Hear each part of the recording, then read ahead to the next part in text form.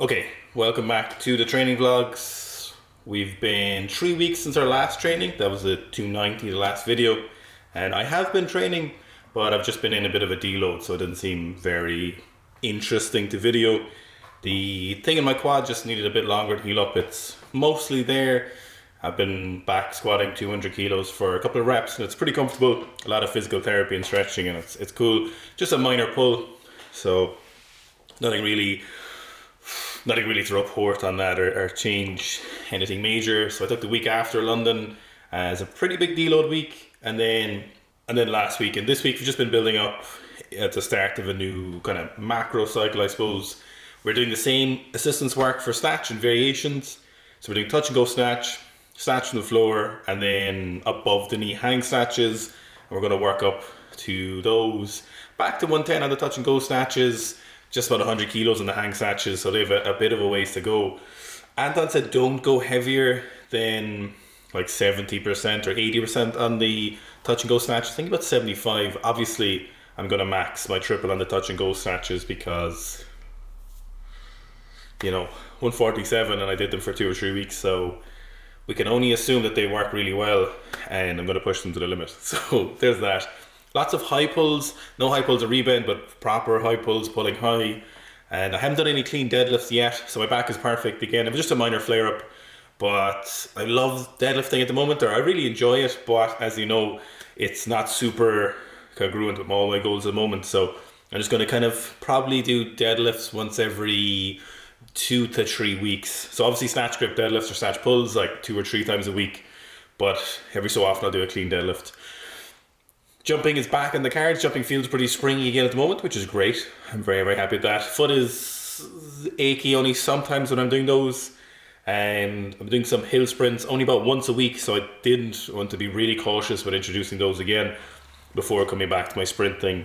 And I really want to still hit those numbers, but I do want to be cautious because obviously high impact plyometrics and sprinting are going to be pretty hard on my foot. And I suppose, what's it been? August, September, October, November, December. In terms of rehab, I probably shouldn't be doing most of the stuff I'm doing maybe a month or two ago as opposed to 15 days later. So overall, the recovery has been very good, obviously. But even I can't be fully stupid all the time. So I'm trying to be smart with the recovery there. So just want to be smart with the volume of jumping I'm doing, the volume of sprinting I'm doing, and where I'm doing my sprints. So I would love to get back to a track, but I need to figure out somewhere that's convenient. We moved our office, so I'd love if there was a track close by, so I need to go investigating that. Obviously, tarmac and concrete isn't good for you at the best of times, but if you're weightlifting and jumping and doing all this other stuff, it's not going to be great for the joints, especially not if you've broken a foot or anything like that. Body weight is good, so I'm down about 300 grams per week, so I was maintaining for the last couple of months. And now I'm about 300, 400 grams per week at the moment. I'll probably get back to maybe 103 or so, maybe 104. I'll see how it goes. I'll see until I'm kind of reasonably happy with the leanness. It should be good for the snatching. Be cautious with it and see how it goes on the squats. But typically anything over 100 kilos on the body weight, and my squats are all okay. So anything 100 and 110, there's no real major difference. It's just fat. And I don't need that. And it'll be good for the jumping and snatching. So everything's pretty good. I've gotten some single room heat recovery units for the shed. I've actually been renovating the house a little bit and upgrading the ventilation, and I need to do some extra insulation. I need to do a few other things. So the last couple of weekends and days I've been doing a lot of labor, and obviously when you're in a caloric deficit and trying to train a lot and do all the other things, energy has been for a few days obviously taking a bit of a hit, but it's for the greater good. So I'm drilling like 6-inch core holes into 10 inches of concrete, 12 inches of concrete in some places. There's a lot of mass concrete. The house is kind of old, so it takes a lot of work to get through them, but been getting those in to reduce basically the moisture in the house and get more fresh air in regularly. I need to do a bit of extra insulation in the house. I'm sure you guys care not at all about that, but that's what I've been doing in lieu of extra training at the moment. However, in here, I still have a lot of things I need to do. I need to also clean up some of this shit, but sheds, as you know, are wont to accrue shit. So sometimes it gets very moist. Ooh, why did I say that? It gets very damp in here. like there'll be a film of water over the plates, the barbells and stuff, and that's only in the winter. So what usually happens is the moisture here will condense because it's going to be a bit warmer in here than it is outside. And then if I'm away for a few days or I don't come in here for 2 or 3 days, which doesn't always happen, but even if there's a few hours difference, what'll happen, there'll be a lot of moisture in here. It'll condense in here. It'll condense on the skylights. So there's non-drip sheets here, which shouldn't have any moisture on them, but the skylights are needed and they're a bit of a killer. So you'll see a lot of that around the place. The concrete floor will be really damp. So I'm going to put in a heat recovery unit, which will basically be constantly on, 70-second cycle, and it'll get hopefully the humidity down in here and keep it pretty cool, or rather keep it pretty consistent with the moisture, so I won't be in a position where every few days like I'm in here, everything's covered. It's not good for the bars, it's not good for the plates. It's not nice to be in here with that, obviously. It's not good for the hard face ply. So I need to treat this ply as well. I need to probably varnish it or do something with it. But I need to start the ventilation first, because there's no point treating that, because it's just gonna obviously rot that essentially, or mold will grow in it, which we definitely don't want, especially when we're training a lot. So I need to install that ventilation unit. So I got a couple of more of those. Not too expensive, well, €250 each. Single room, so for this gym it should be fine. Obviously I don't have 14 inches of concrete to go through here. I just literally have to cut through the steel. So we'll put that up here. And it's pretty low impact. It's just a fan, so the draw on electricity is pretty low. I've also been looking at where I was getting some cabling for the other units in the house. They had this massive tower heater. It was like 6 foot tall, a big ring heater. It was like for an outdoor area or a smoking area or somewhere. But it was roasting in the shop, and I was so tempted, but I'm not sure if it's too big. So I've been talking about getting an infrared heater, and I need to actually get that, because it's warm enough in here. So there's insulation rolls behind 12mm ply, but the roof isn't insulated, and the floor, the concrete floor, the slab is pretty cold. It sucks a lot of heat into it. So this massive heater would be good. See that little heater there? Fucking useless, completely useless. The fan heater is actually really good, but I kind of wanted to get this. Want to get an infrared heater for a while, but I didn't really know which one to get, because they're kind of expensive, and I've been kind of just need to pull the finger out of mind and other things. But while I was getting the cabling, there's this huge standing heater, and I was super tempted. So I've been thinking about it for the last few days. I don't want to have more shit in here, but at the same time, when I went into the bay area of the warehouse, the front there, the shop area was just maybe twice the size of this place, and it was absolutely roasting in here. So I think I'm just going to get it tomorrow morning. So stand by if I do actually get it. It'll be good for the timber as well, and obviously the moisture in here. But more importantly, it's going to be good for my muscles and joints having to warm up. Don't let anyone tell you that you shouldn't be worried about heat. You hope you saw that Training Warm Weather newsletter that Dara sent out a few weeks ago. We're working on getting a place where you can read those. But yeah, having warmth is incredibly important. Your training area should be as warm as you can tolerate if you live in a cold area. If you're in a warmer country, whatever, fuck you guys. But for everyone in the far north or far south, where it's like Ireland, it's humid. Most days it's like 3 or 4 degrees here. And yeah, so it's better for training, especially in a shed. See, the thing is, Ireland's really weird because obviously we don't have the coldest winters, but it's really short days, always really wet, and it's still pretty cold, but we don't really set up some of our areas to be really warm. Some of the buildings are, of course, but they're not really that great. Like if you go to certain countries, if you go somewhere like Canada, for example, you'll see a lot of even I know gyms in Ireland like this too will just be better heated, but in places like this, we don't really think about the cold too much. You just kind of get on with it, especially if you're doing work in sheds and stuff. But when I'm training in here, I want this as warm as possible. So I think I'm just going to fucking get it tomorrow. And if it's too big, whatever, I'll give it to someone who'll need it. But I don't think it'll be too big. It's probably about the height of the corner there.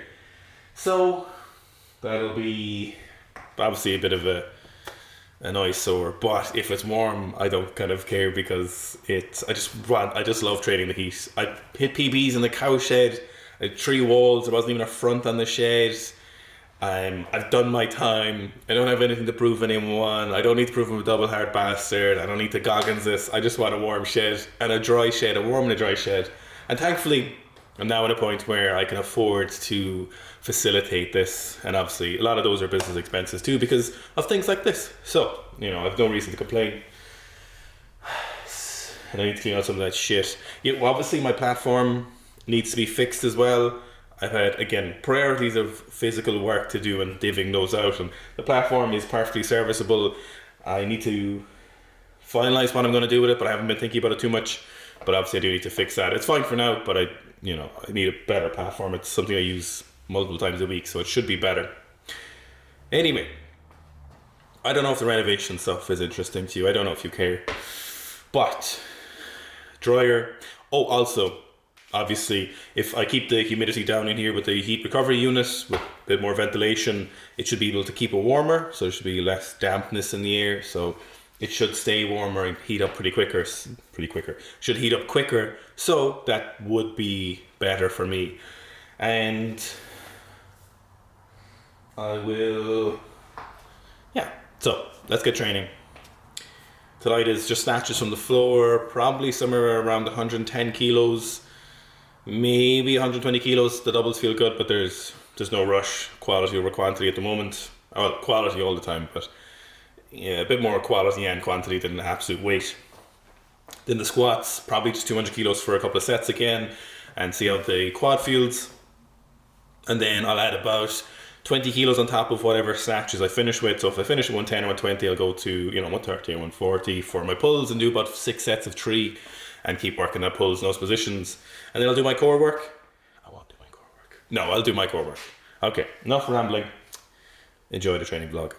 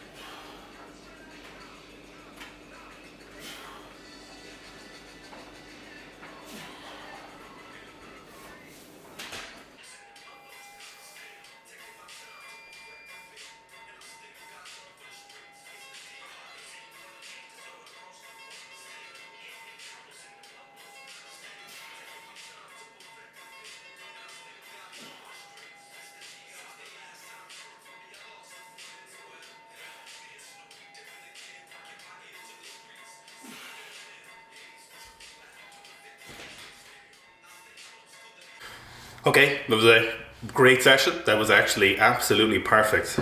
Nothing amazing, no PBs or volumes, but rep maxes or stuff like that. These are the kind of sessions that are the ones that make the big difference. They're not the sexiest, but if you can learn to love these kind of sessions where you're just doing the stuff you need to do, you've got that growth mindset, you've got that progression mindset, where so you learn to attach this sense of accomplishment with these quality sessions where they're not heavy weights per se, but they're productive weights. If you learn to learn those and learn to be happy when you do them, your training gets so much more productive. And if you can do them kind of casually, if you can do them without a huge amount of hype, although hype is okay sometimes, if you can control it, if you can do these sessions when you need to, as you need to, quality over quantity sessions, you will give yourself the best chance to progress. So we started off with 120 kilo doubles on the snatch. Now you probably remember a couple of weeks ago where I was a little bit hyped up, where doing 120 kilo doubles on the snatch was a big thing on the comeback again, and they were great sessions. Tonight felt like just a fucking well-oiled machine. I wish I could just give you the physical understanding, the physical literacy and the coordination I have with the snatch. I wish I could just give it to you, but unfortunately you have to train for 13 years. You have to train a lot for 13 years and you have to work at it, and I can feel it tonight. So the power and speed is there, but the precision compared to where we started with in like February or March, when I got back to it, even after I broke my foot, it wasn't gone, but I could just, this finesse, there's still more to improve, more to work on, but it is so good. So those 120s were very nice. Working on the extended thoracic, keeping an extended thoracic here. Then I wasn't focusing on as much speed into the barbell on some of those sets. I'm in a position where I'm coming back off the deload and the lighter week, so I'm obviously not as fast and as sharp, so it doesn't come as naturally, so I didn't need to do it. But as the sets went on a little bit later, I started putting in a bit more effort. Not maximum effort, not like the same effort I was putting in on the day I did 147, but on these particular sets I did speed up a little bit. But I was also focusing on that really extended start position and then keeping that extension as I moved through that second pull. So I'm very happy with the snatches. Then we moved on to topping out at 140 kilo snatch pulls for 3. Again, focusing on the same things, speed, trying to elevate that barbell as high as possible. No rebends, just trying to pull it up here as high as we can get. Not a high pull because obviously they're too heavy for that, but try to progress them. The pulls have been the most useful thing I've started doing for my weightlifting. The snatch is obviously capped out in terms of my benefit for my snatch weights. Maybe they'll be different in the future, but for now, obviously my snatch and squat are in great ratios. But I never did enough snatch pulls, and something I definitely should have done more consistently before, and I'm doing them now. So that's all that matters. They can make a huge difference. They make a big difference when I come in on a day like this, and if I hadn't been doing enough snatch pulls, I wouldn't have hit those 120s as well, because I'm not as sharp, because I was slightly detrained, intentionally detrained for a rest. But because my pull is so strong and consistent, I've been working it a lot, on top of technique of course and strong legs, I'm just able to move those heavier barbells casually, which is great. Then on the back squats, 200 kilos for 5s, they feel really good. Hip is like 1 out of 10, a little bit achy, but absolutely trending perfectly well after 3 weeks, is it? It'll be like 3 weeks Sunday, so nothing to be concerned about there. The one thing I was concerned about, or rather take note of, on the second set of 5, I had that hip wiggle again, so core still isn't up to par, and you can see that came out at 200 kilos because I haven't done 5s at all basically in the last couple of months. In the last year I basically have done no 5s. I've done sets of 3, 1 or 2 top sets of 5, but I'd usually have my belt on there. But on these sets here, you could see that on the second set, that's why I stopped and didn't do any more. I don't want to irritate or inflame my back, because I'm sure that's part of it. So more core work for this boy. If you're wondering why I wasn't wearing my belt or my shoes, well, I'm not wearing my belt because I don't really need it on those weights, but also because when I was unpacking my suitcase, I came back from London a couple of weeks ago, I left my belt in the kitchen, and I just haven't brought it out since because I don't really need it. I'm not wearing shoes because I do like squatting without shoes, and it's useful to squat without shoes, especially with the hip. But tonight, to be honest, the main reason I didn't wear my shoes is because I was just too lazy to put on the shoes again. You might think you're doing 205, but you're too lazy to put on shoes.